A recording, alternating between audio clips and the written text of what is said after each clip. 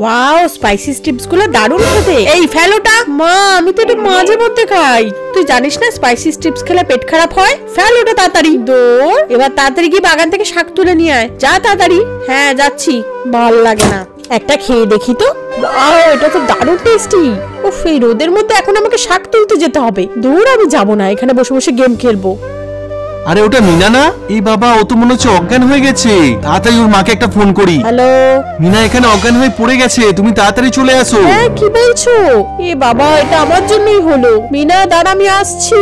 ইস, কেন যে এই রোদের মধ্যে আমি ওকে শাক তুলতে পাঠালাম।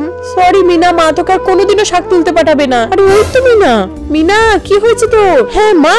হ্যাঁ, তুই এখানে বসে বসে ঘুমাচ্ছিস আর আমি শুধু শুধু চিন্তা করে মরে যাচ্ছি। দেখ তোর আজকে কি অবস্থা করি। না মা, আগে আমার কথাটা শোনো।